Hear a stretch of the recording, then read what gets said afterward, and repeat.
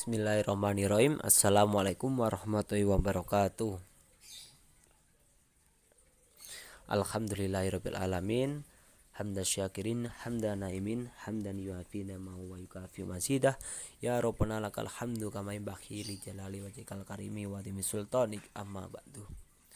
Yang terhormat Ibu Masufah sebagai guru pendamping sekaligus guru mata pelajaran Al-Quran dan Hadis, serta adik-adikku semua yang saya banggakan.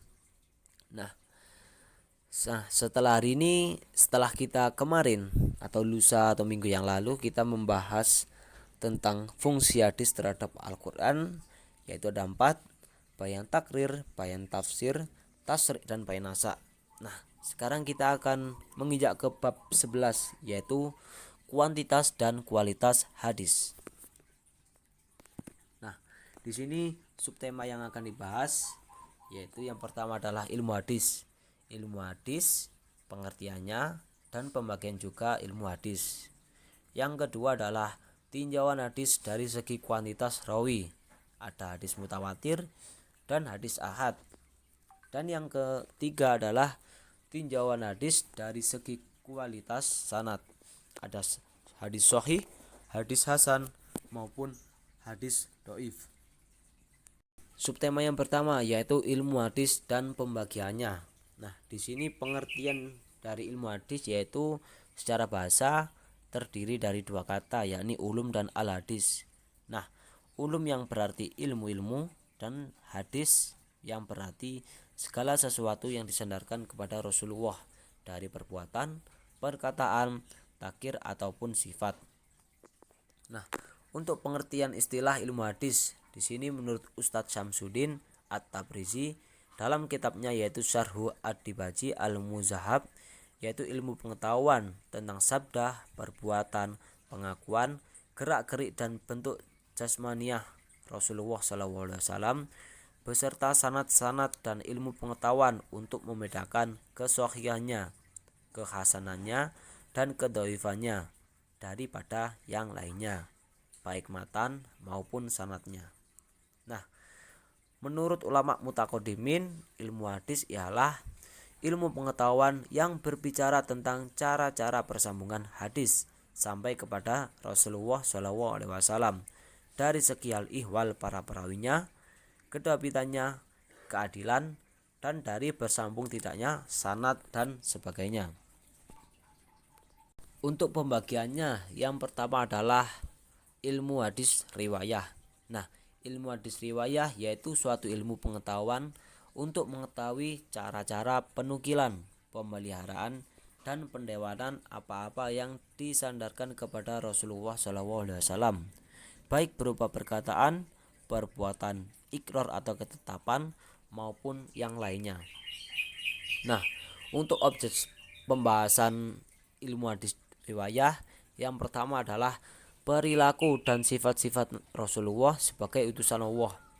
Yang kedua adalah cara periwayatan hadis, baik dari segi cara penerimaan dan demikian juga dari cara penyampaian. Yang ketiga adalah cara pemeliharaan hadis, yaitu dalam bentuk penghafalan, penulisan ataupun pembukuannya. Nah, tujuan mempelajari ilmu hadis riwayah yaitu untuk menghindari segala kesalahan yang diriwayatkan atau dinukilkan dari Rasulullah. Nah, untuk penyusun ilmu hadis riwayah adalah Muhammad bin Syihab Az-Zuhri yang wafat pada tahun 124 Hijriah. Nah, pembagian ilmu hadis yang kedua adalah ilmu hadis dirayah atau yang biasa disebut ilmu mustalah hadis. Nah, di sini pengertiannya yaitu ilmu untuk mengetahui keadaan sanad dan matan, cara menerima dan meriwayatkan hadis, serta sifat-sifat para perawi hadis. Nah, untuk objek pembahasan ilmu hadis dirayah, yang pertama adalah segi persambungan sanad, yang kedua segi kepercayaan sanad, yang ketiga segi keselamatan dan kejanggalan ataupun syad, yang keempat keselamatan dan cacat ataupun ilat, dan yang kelima adalah tinggi serta rendahnya martabat suatu sanad. Nah, apa sih tujuan mempelajari ilmu hadis dirayah? Yaitu mengetahui derajat keabsahan hadis sebagai dasar hukum agama, dan mengetahui seluk-beluk para perawi dalam meriwayatkan hadis, baik dari jumlah, keadaan, sifat, dan sampainya periwayatan itu kepada Rasulullah. Nah, untuk penyusunnya yaitu Muhammad Hasan bin Abdurrahman Harmuzi. Subtema yang kedua yaitu tinjauan hadis dari segi kuantitas rawi. Ada hadis mutawatir dan hadis ahad.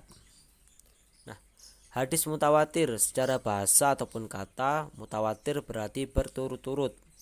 Sedangkan secara istilah yaitu suatu hadis hasil tanggapan dari panca indera yang diriwayatkan oleh sejumlah besar rawi yang menurut adat kebiasaan mustahil mereka berkumpul dan bersepakat untuk berdusta.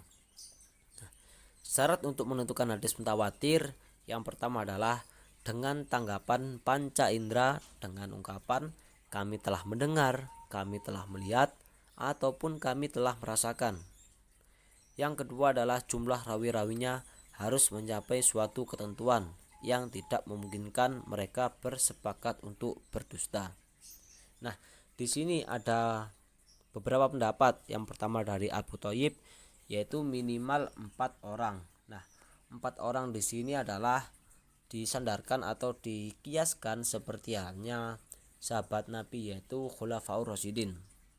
Nah, untuk pendapat Ashabu Asy-Syafi'i yaitu minimal 5 orang adalah yang dikiaskan yaitu 5 rasul atau nabi yang mendapatkan gelar ulul azmi. Nah, sedangkan pendapat yang terakhir yaitu sebagian ulama menetapkan minimal 20 orang. Nah, 20 orang ini dikiaskan pada saat umat Islam dahulu berperang yang membawa 20 pasukan menang melawan 200 lebih orang kafir Quraisy. Nah, syarat yang ketiga yaitu adanya keseimbangan jumlah antara rawi dalam tobaqot pertama dengan jumlah rawi dalam tobaqot berikutnya. Nah, hadis mutawatir yaitu ada hadis mutawatir lafzi, yaitu hadis yang diriwayatkan oleh banyak perawi dengan redaksi lafal dan makna dari redaksi lafal sama. Nah, yang kedua adalah hadis mutawatir maknawi, yaitu hadis mutawatir yang rawinya berlainan dalam penyusunan redaksi lafadznya, tetapi makna masing-masing redaksi lafal tersebut prinsipnya sama. Jadi kalau yang mutawatir lafzi tadi semua sama redaksi serta makna, kalau yang mutawatir maknawi ini redaksinya berbeda tapi prinsipnya sama. Jadi perbedaannya ada di situ. Nah, terdapat juga hadis-hadis yang semacam itu namun redaksinya yang berbeda. Seperti halnya yang ditakrijkan oleh Imam Ahmad, Al-Hakim, dan Abu Dawud yang berbunyi konon Rasulullah SAW mengangkat tangan sejajar dengan kedua pundak beliau. Nah, di sini sama halnya atau cuman berbeda redaksi, yaitu Nabi SAW tidak mengangkat kedua tangannya sedikit pun ketika berdoa kecuali dalam istisqa atau memohon air hujan turun hingga terlihat putihnya kedua ketiaknya. Diriwayatkan oleh Muslim kitab Salat Al-Istisqa bab Raf'ul Yadain nomor 5 dari 895. Oke. Yang kedua adalah hadis ahad. Hadis yang perawinya hanya terdiri dari beberapa orang, 1, 2 ataupun 3 saja. Nah, atau bisa disebut hadis yang tidak bisa mencapai derajat mutawatir. Nah, di sini hadis ahad dibagi menjadi 3, yaitu hadis masyhur, hadis aziz, dan hadis gharib. Nah, hadis yang diriwayatkan oleh 3 atau lebih serta belum mencapai derajat mutawatir disebut dengan hadis masyhur. Sedangkan hadis aziz yaitu hadis yang diriwayatkan oleh 2 orang walaupun 2 orang tersebut terdapat pada satu tingkatan ataupun tobaqot saja. Kemudian setelah itu orang-orang lain meriwayatkannya. Pembagian hadis yang terakhir, hadis ahad, yaitu adalah hadis gharib, yaitu hadis yang dalam sanadnya terdapat seseorang yang menyendiri dalam meriwayatkan, di mana penyendirian dalam sanad itu terjadi. Nah, hadis gharib di sini dibagi menjadi dua lagi, yaitu gharib mutlak dan gharib nisbi.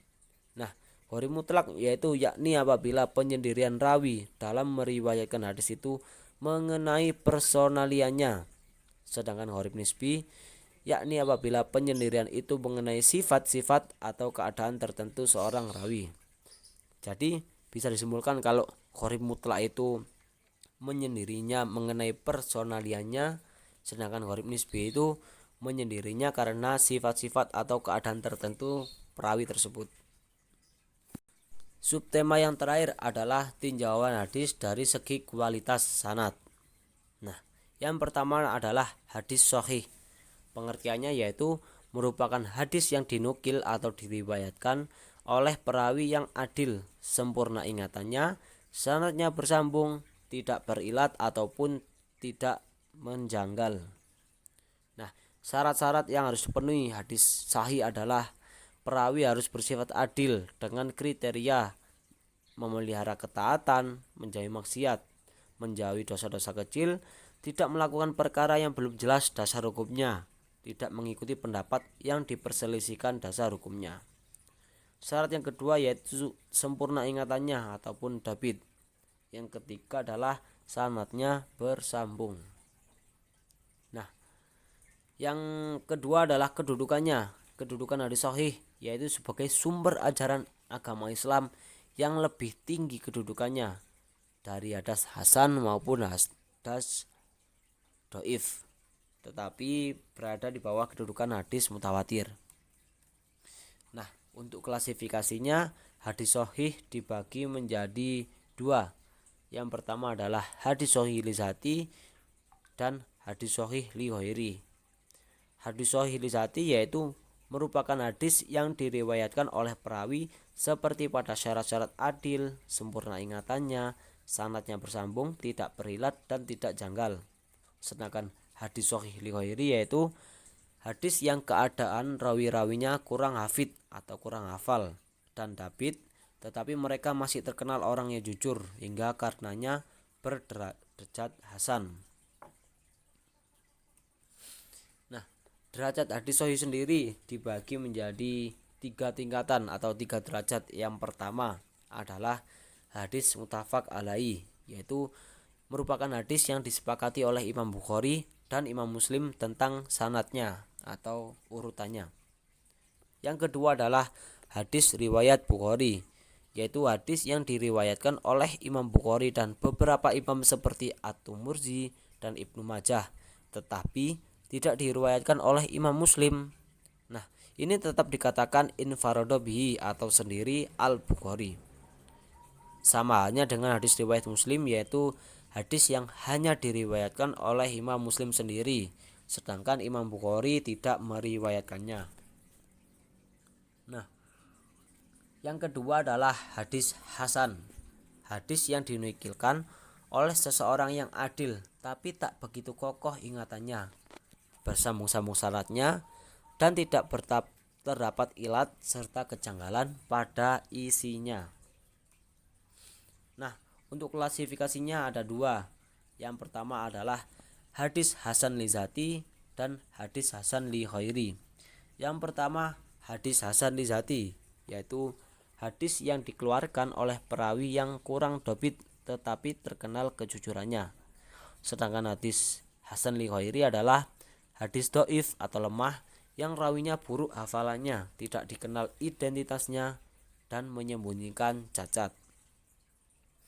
Nah, yang ketiga hadis dhaif, yaitu hadis yang kehilangan satu syarat ataupun lebih dari syarat-syarat hadis sahih maupun hadis hasan.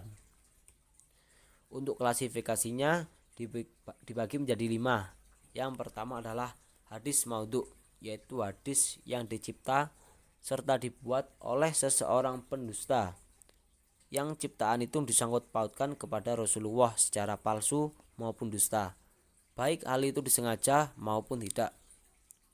Yang kedua adalah hadis matruk, yaitu hadis yang menyendiri dalam periwayatan, yang diriwayatkan oleh orang yang tertuduh dusta dalam periwayatan hadis. Rawi yang meriwayatkan hadis matruk disebut matru' al-hadis. Yang ketiga ada hadis mungkar, hadis yang menyendiri dalam periwayatan, yakni diriwayatkan oleh orang yang banyak kesalahannya, banyak kelengahannya, atau jelas kefasikannya yang bukan karena dusta. Yang keempat ada hadis mu'alal, yaitu hadis yang setelah diadakan penelitian ataupun penyelidikan tanpa adanya salah sangka dari rawinya, dengan mewasalkan atau menganggap bersambung suatu sanad, hadis yang mungkoti ataupun yang terputus, serta memasukkan sebuah hadis pada suatu hadis yang lain atau yang semisal dengan itu.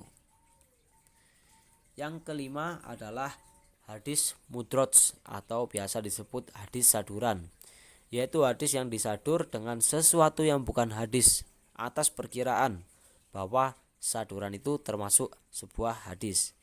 Nah, perkataan yang disadurkan oleh perawi tersebut dapat dilakukan perawi sendiri atau perkataan orang lain, baik sahabat maupun tabi'in. Nah, dimaksudkan untuk menerangkan makna kalimat-kalimat yang dikira sukar. Nah, sebab-sebab hadis dhaif tidak dijadikan dasar hukum. Yang pertama adalah faktor urutan ataupun sanad, yaitu adanya cacat perawi baik pada aspek keadilan dan kekuatan kedabitannya. Yang kedua, tidak bersambungnya urutan ataupun sanad karena ada beberapa rawi yang tidak saling bertemu dengan pemberi informasi, yaitu gurunya. Nah, faktor yang kedua adalah yang pastinya isi ataupun matan, yaitu yang bertentangan dengan Al-Quran, bertentangan dengan sunnah Rasul, ungkapan lafal terlalu berlebihan, dan bertentangan dengan nalar. Baik, terima kasih. Sekian penjelasan yang dapat saya sampaikan. Kurang lebihnya mohon maaf. Silakan bertanya di grup WhatsApp. Jikapun ada yang ditanya, jangan lupa menuliskan nama serta nomor induk siswa. Oke, terima kasih. Wassalamualaikum warahmatullahi wabarakatuh.